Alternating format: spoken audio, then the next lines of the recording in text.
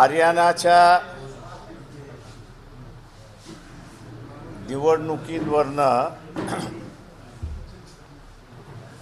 उलटसुलट चर्चा सुरुवात झालेली आहे. पक्षाला मिळालेल्या माहितीप्रमाणे काँग्रेस आणि भारतीय जनता पक्ष यांच्यामधला एकंदरीत समझोता झालेला आहे असा तिथल्या दलित समाजाच्या संघटनांचा आरोप आहे.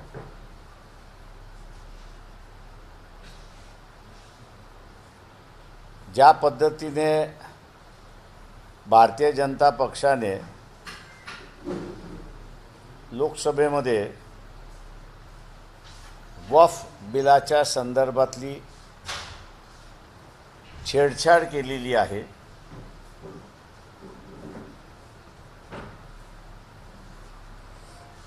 त्यावरनं संघर्ष होण्याची शक्यता होती, पण आता ती नाही. दलित समाजाच्या ज्या संघटना हरियाणामधल्या आहेत त्यांचं असं म्हणणं आहे की भारतीय जनता पक्षाने काँग्रेसमधले असणारे जे नेते आहेत, मग ते सोनिया गांधी असतील, राहुल गांधी असतील किंवा काँग्रेसचे अध्यक्ष खरगे आहेत, चिदंबरम आहेत, त्यांचा मुलगा आहे आणि इतर जण जे आहेत त्यांच्या सगळ्यांच्या केसेस या पटियाला कोर्टामध्ये सुरुवात होणार होत्या.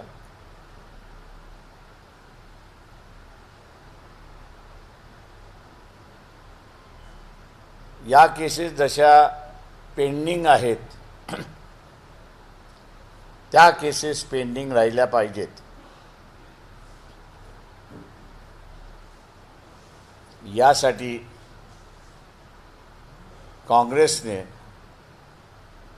आपल्याच पक्षामधल्या सर्व दलित कार्यकर्त्यांचा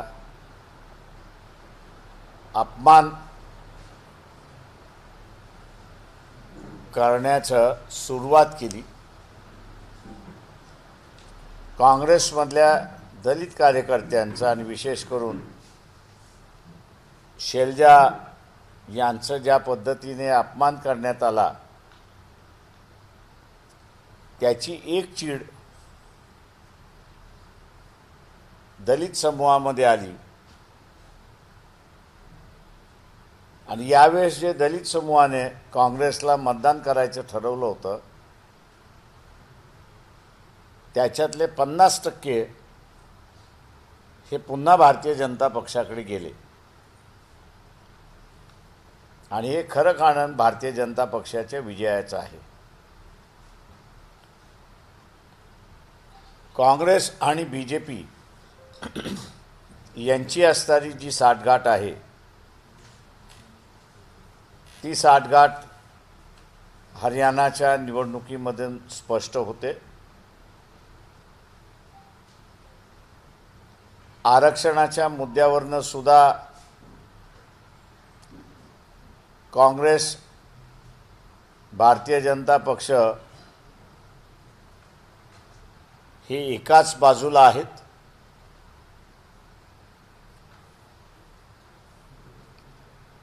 आणि म्हणून हरियाणातील दलित संघटनाने सावधतेचा इशारा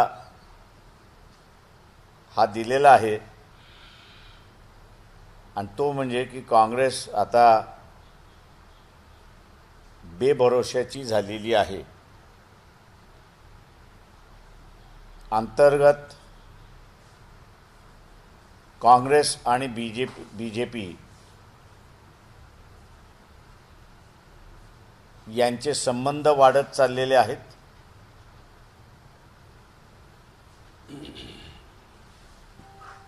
आणि यासाठी फुले शाहू आंबेडकरी चळवळ जे आहेत त्यांना सावधतेचा इशारा हा त्यांनीही दिला आणि आम्हीही त्या ठिकाणी देतो आहे.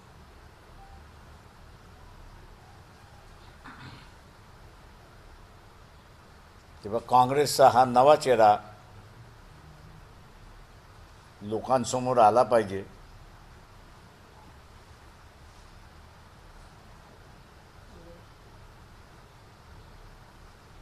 आणि काँग्रेस आणि B J P same side of the coin आहेत अशी परिस्थिती आहे.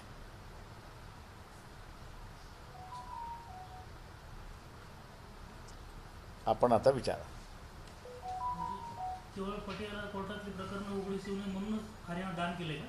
हरियाणा दान केलेलं आहे, दिसतंय तसंच. नाहीतर दलित नेते काँग्रेसमधले हरियाणामधले जे होते त्यांचा अपमान करण्याचं कारण काय? आम्ही इथे शोधतोय की त्यांचा अपमान करण्याचं कारण काय आहे का त्यांचं खानदान हे काँग्रेसमध्ये गेलेलं आहे. ते नुसते काँग्रेसमध्ये जॉईन झालेले नाही तर त्या काही जणांच्या 3-3 पिढ्या ह्या काँग्रेसमध्ये गेलेल्या आहेत. आणि अशा नेत्यांचं ज्यावेळेस अपमान स्टेजवरनं केला जातो किंवा पब्लिकली केलं जातं किंवा इग्नोर केलं जातं त्याची कारणं काय आहेत ती आम्हीही शोधत होतो. आणि त्यावेळेस आमच्याही लक्षात आलेलं आहे की हा आंदोलनी समझोता झालेला असं दिसतंय. इथल्या पण काही नेत्यांच्या फायली काढणं इथं पण तसा प्रकार होऊ शकतो महाराष्ट्रात. आम्हाला जेवढं मिळालं तेवढं आपल्याला सांगितलं मी.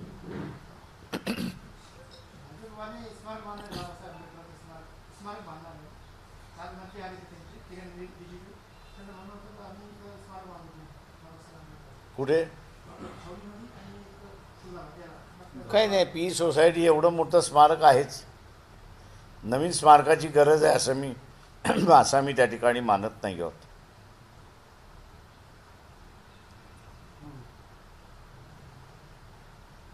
आपल्या पक्षप्रवक्त्यांकडून मागे एक दावा केला गेला होता की उद्धव ठाकरे आणि भाजपा यांच्यामध्ये संवाद सुरू आहे. मग त्याचं पुढे काय झालं? ते त्याच्यावरती तेच बोलत राहतील.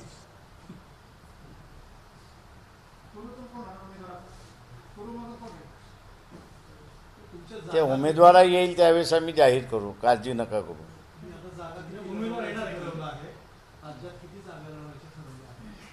ते आम्ही आत्ता जे आहे ते आदिवासी संघटना जे आहेत, ओबीसी संघटना ज्या आहेत आणि ओबीसी नेते जे आहेत त्यांची मूठ आम्ही असताना बांधतो. 90% सक्सेस झाले असं मी त्या ठिकाणी मानतोय. या 2-3 दिवसामध्ये 100% होईल अशी मला खात्री आहे. आणि ती झाली तर मग आम्ही आपल्यासमोर तिचं स्वरूप काही आहे, आकार काही आहे आणि आपण विचारलेल्या प्रश्नाला की किती जागा लढवणार त्याचं उत्तर आपल्याला त्या ठिकाणी देता येईल. आदिवासी प्लस ओबीसी. आदिवासी प्लस ओबीसी. तुमचं 228चं गणित जमलंय, पुढे जाणार आहे, त्याच्यापेक्षा कमी आहे का? काहीतरी तर असेल ना आता. नाही अजून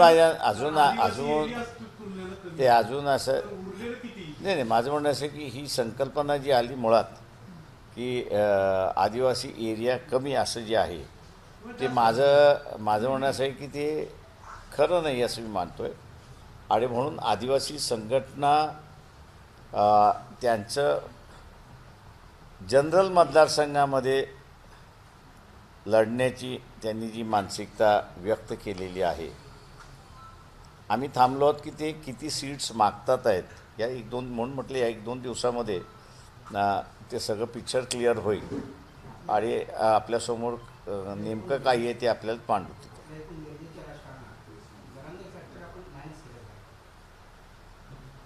हो, आम्ही पूर्ण मायनस केलेलं आहे. त्याचं कारण असं आहे की एकतर एका म्यानामध्ये दोन तलवारी राहू शकत नाहीत. जरांगे पाटील यांची मागणी आहे की त्यांना मराठा समाजाला ओबीसीच्या कोट्यातून आरक्षण मिळावं. आणि ओबीसीचं म्हणणं असं आहे की आमच्या कोट्यामध्ये आम्ही कोणाला घेणार नाहीत. दोघंही एकमेकांच्या विरोधात आहेत. आणि म्हणून मगाशी मी म्हटलं की एका म्यानामध्ये दोन तलवारी बसणार नाहीत अशी परिस्थिती आहे. तेव्हा एक बाजू आपल्याला कुठली नाही कुठली तरी घ्यावी लागणार आहे. या निवडणुकीमध्ये आम्ही ओबीसींचं जे म्हणणं आहे कायदेशीर आहे, संविधानिक आहे, कोर्टाचा डिसिजन लागलेले आहेत की मराठा समाजाला ओबीसीतून आरक्षण देता येणार नाही. ही जी ओबीसीची मागणी आहे ती कायदेशीर आहे, घटनात्मक आहे. आणि म्हणून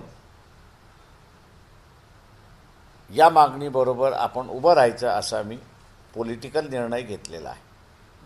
केंद्रीय मागास आयोगाने 17 जातीची शिफारस केली की त्यांना ओबीसी मध्ये आरक्षण दिलं पाहिजे. ह्यामध्ये ओबीसी आरक्षण कमी होत नाही का?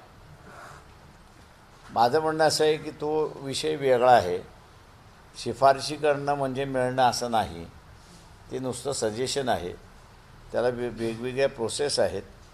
त्या वेगवेगळ्या प्रोसेस जोपर्यंत होत नाही तोपर्यंत त्याचं GR निघू शकत नाही. कोण आहे ते? कोण आहे ते? व्यक्तीची आम्ही कधी चर्चा करत नाही. व्यक्तींचा विचार करत नाही. तिसऱ्या आघाडीसोबत काही बोलणं वगैरे होतंय का?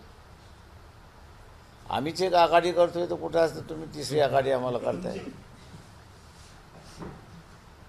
आपण MIM सोबत फारकत झाल्यानंतर महाराष्ट्रात एका मतदारसंघामध्ये मात्र तुम्ही त्यांना पाठिंबा दिला होता. ज्यांच्यासाठी हा पाठिंबा दिला होता त्यांचं पक्षात काय फार चांगलं चाललंय असं वाटत नाही. ज्यांच्या पक्षात जे आहे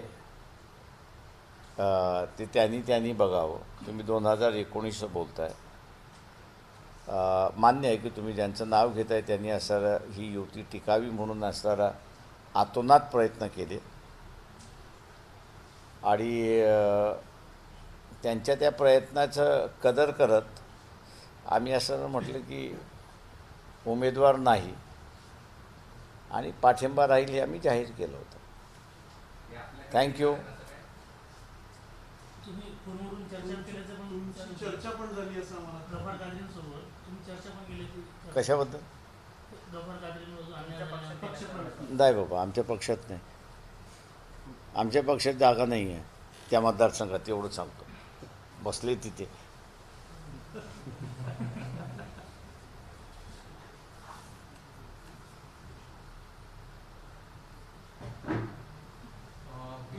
चला, थँक्यू. हां, तुम्हाला जरांगे फॅक्टरच्या अनुषंगाने लोकसभेतला प्रभाव दिसला तर तुम्हाला विधानसभेत पण तेवढा प्रभाव वाटतो त्यांचा दिसेल पाहिजे एक विजन म्हणून.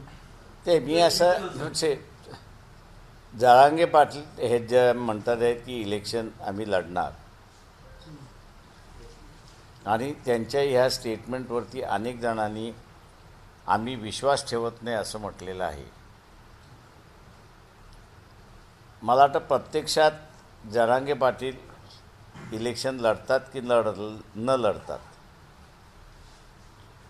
याच्यावरनं माझ्या अंदाजानं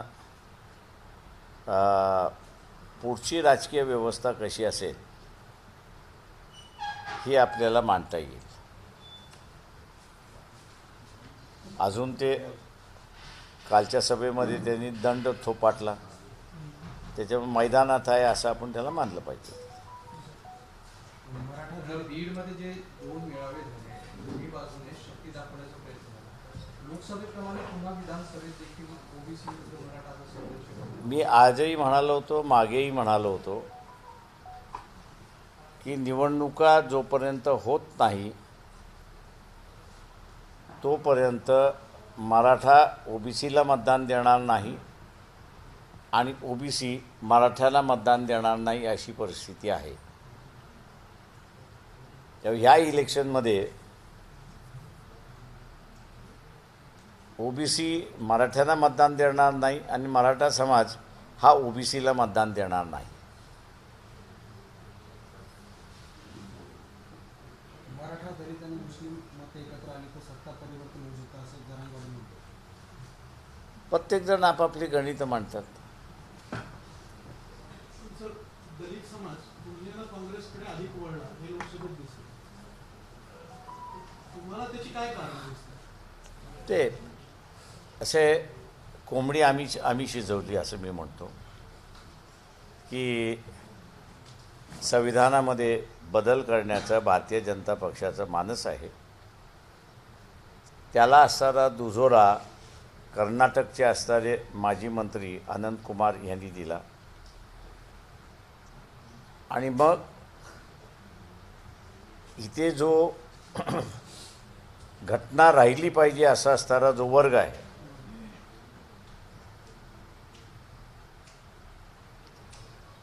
त्यांनी आमचा चॉईस न करता त्यांनी इंडिया आघाडीचा चॉईस केला अशी असणारी परिस्थिती आहे. आत्ताच्या निवडणुकीमध्ये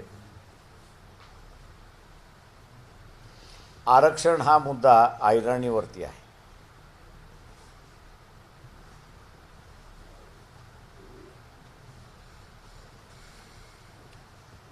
भारतीय जनता पक्ष, काँग्रेस, राष्ट्रवादी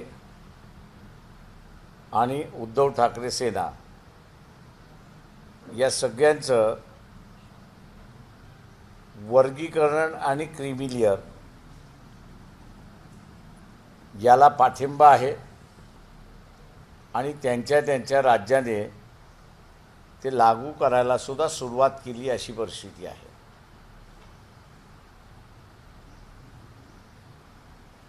आम्ही मुळात म्हणतोय की हा निर्णय देण्याचा अधिकार सुप्रीम कोर्टाला नाही. हरियाणामध्ये आणि म्हणून हा निर्णय आम्ही मान्य करत नाही. या निवडणुकीमध्ये ओबीसीचं आरक्षण डेटा नसल्यामुळे 6 दिवसापूर्वी सुप्रीम कोर्टाने लोकल बॉडीजच्या इलेक्शन घ्या मायनस ओबीसी आरक्षण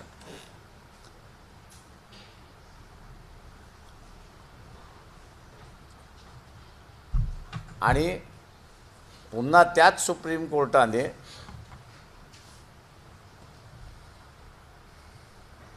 .7%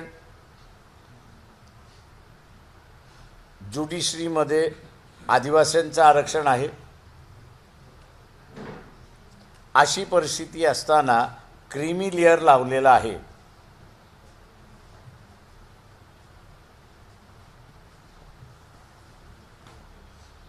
आणि आदिवासीमधला हा 1.7% जो ज्युडिशरीमध्ये आहे त्याला क्रीमी लेअर ठरवून आरक्षणाच्या बाहेर घालवले अशी परिस्थिती आहे.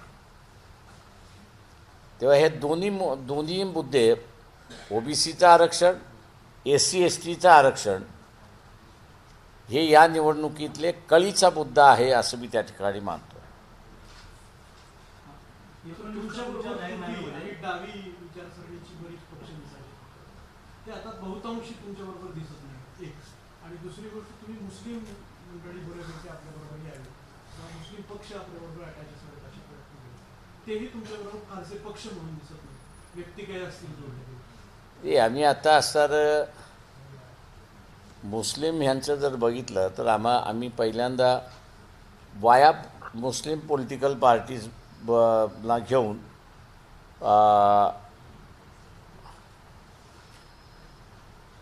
इलेक्शन राजकारण करावं असा मानस होता, कायासी होता. तो करण्याचा आम्ही प्रयत्न केला, परंतु लक्षात आलं की ते फार काळ टिकणारं नाही.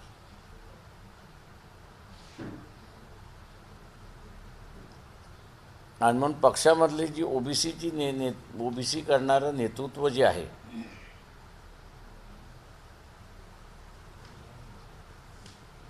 त्यांचा सूर असा निघायला लागला की मुस्लिम पक्षाच्या संघटनांबरोबर बोलण्याऐवजी डायरेक्ट मासेसशीच आपण असं बोललो आणि त्यांच्याशीच आपण असं रिलेट झालो तर त्याचा फायदा मोठा होईल. आणि आज आम्हाला असं दिसतंय की डायरेक्ट रिलेट करून मुस्लिम समाजाशी सोशो पॉलिटिकल संबंध हे चांगल्या रीतीने बांधल्या जात आहेत अशी परिस्थिती आहे. 19च्या तुमच्या जाहीरनाम्यामध्ये एससीच्या वर्गीकरणाचा मुद्दा होता आणि आता तुम्ही म्हणताय की सर्वोच्च न्यायालयाने निर्णय दिलाय तर तुमचा विरोध आहे. नेमकं अशी भूमिका तुम्हाला बदलली? त्याच्यातलं कळलं असेल तर तुम्ही हा प्रश्न विचारला नसता किंवा आमची भूमिका वाचली असती तर कदाचित हा प्रश्न तुम्ही विचारलाही नसता. मी आत्ताही एक्सप्लेन करताना असताना तेच सांगितलं की 1.7% आदिवासींचं ज्युडिशरीमधलं आरक्षण, ज्युडिशरीमध्ये प्रतिनिधित्व आहे. सुप्रीम कोर्टाचं क्रिमी लेअरमध्ये येण्याचं जे डेफिनेशन आहे, तुम्ही एकदा आरक्षण घेतलं की तुम्ही क्रिमी लेअर झालात. आता 1.7% आदिवासी जे आहेत त्यांनी एकदा आरक्षण घेतलेलं आहे. तेव्हा एकदा आरक्षण घेतल्यामुळे तो आरक्षणाच्या बाहेर गेला अशी परिस्थिती आहे. तेव्हा या जजमेंटनी जसं ओबीसीचं पॉलिटिकल रिझर्वेशन अडचणीत आणून टाकलेलं आहे आणि होणार नाही अशी असणारी परिस्थिती आहे, त्याच पद्धतीने सुप्रीम कोर्टाचं हे जजमेंट तुम्ही एकदा बेनिफिट घेतलात की तुम्ही क्रिमी लेअरमध्ये बसता. या जजमेंटमध्ये एससी आणि एसटी याला प्रचंड मोठं नुकसान आहे. तेव्हा वर्गीकरण झालं न झालं, तुम्ही लाभार्थी झालात तर तुम्ही यादीच्या बाहेर आहात असा जो निर्णय आलेला आहे त्या निर्णयाला आमचा असणारा विरोध आहे.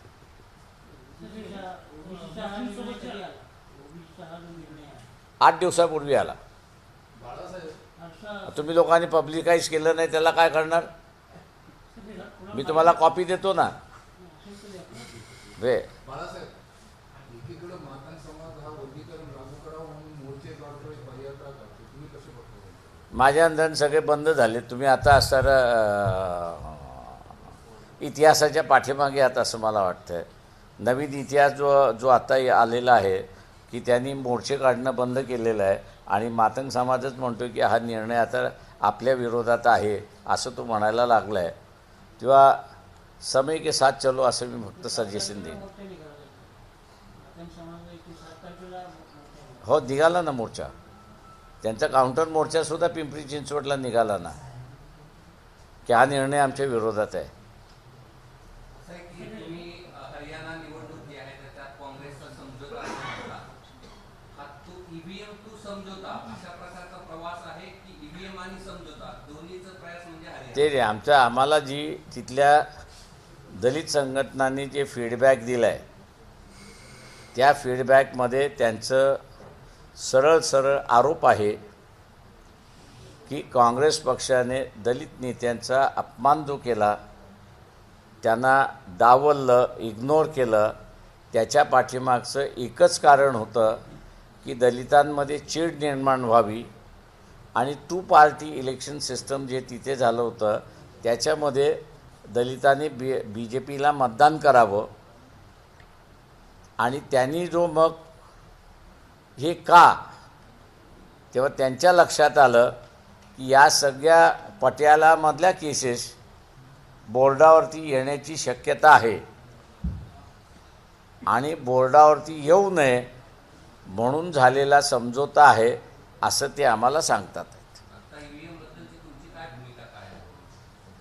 ते आम्हाला जिंकवलं की आम्ही म्हणतो EVM चांगलं, आम्हाला हरवलं तर आम्ही म्हणतो EVM वाईट. एक काहीतरी स्टँड असला पाहिजे असं माझं म्हणणं आहे. आपला विरोध होता ना ईव्हीएमला. आमचा माझा आजही विरोध आहे. उद्या मी जिंकून आलो तरी मी म्हणणार की माझा EVMला विरोध आहे. वंचितचं मतदान टक्केवारी कमी होते बॅलेटवरती झाल्या पाहिजेत. ते वंचितच्या मतदानाची टक्केवारी जी कमी होते त्याचं काय कारण वाटतं? ते रे मी तुम्हाला मागायच म्हटलं, आता सर तुम्ही बघत असाल तर तुमच्या टक्केवारी कमी झाली असती तर सर आमच्याबरोबर आता इतक्या सगळ्या संघटना जॉईन झाल्या नसत्या. टेम्पररी फेस होती ती, संविधानाचा इश्यू होता. आमच्यापेक्षा ते वाचू शकतील असं नॅरेटिव्ह आला. त्यावेळेसही आम्ही एकटेच होतो आणि म्हणून बरोबर असणाऱ्या संघटना अजून मजबूत होतील म्हणून तिथे असणारं ते झालं. आत्ता आरक्षणाच्या प्रश्नावरती असणारं आरक्षण विरोधी कोण असं जर मला विचारलं तर मी असं म्हणेन की भारतीय जनता पक्ष आहेच. त्या जोडीला आता काँग्रेस गेलेला आहे, त्या जोडीला आता NCP गेलेला आहे आणि त्याच्या जोडीला आता असणारा उद्धव ठाकरेसुद्धा गेलेले आहेत. त्याच्यामुळे हा जो आरक्षणाचा उपभोगणारा वर्ग आहे किंवा आरक्षण आहे त्याला आता वंचितशिवाय पर्यायच राहिला नाही अशी परिस्थिती आहे. एनसीपी कोण मर्यादा ओलांडा असं म्हणतो. 50% मर्यादा ओलांडा आणि केंद्र सरकारने आता अशी भूमिका आहे. कोणी पवार साहेबांची, राहुल गांधींची 50% मर्यादा आम्ही ओलांडू असं ते स्वतः म्हटले. तुमच्या राज्यामध्ये आहे ना, ठराव करा ना. हे बोंबलतात आहेत की आम्ही असायला सत्तेवरती आलो की जात गणना करू. बिहारने केली ना, हिमाचलमध्ये कोणाचं राज्य आहे, कर्नाटकमध्ये कोणाचं राज्य आहे. हे नौटंकी आहेत, हे नौटंकीबाज आहेत. त्याच्या पलीकडे यांचं काही नाही आहे.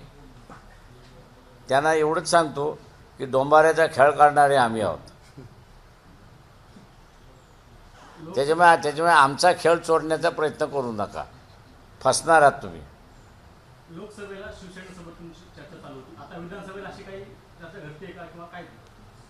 आम्ही त्याच वेळेस सांगितलं होतं की त्यांनी चॉईस केला, काँग्रेस त्यांनी चॉईस केला, आम्हाला सोडलं, संपलं. आता आम्ही त्यांच्याबरोबर नाही, ते आले तरी आम्ही घेणार नाही आहोत. परिवर्तन महाशक्तीची आहे दुसरी आघाडी. परिवर्तन महाशक्ती कुठले येऊ द्या ना बाहेर पहिल्यांदा, त्यांच्या ऑफर आहे का? आम्ही त्यांच्याबरोबर जाणार नाही आहोत.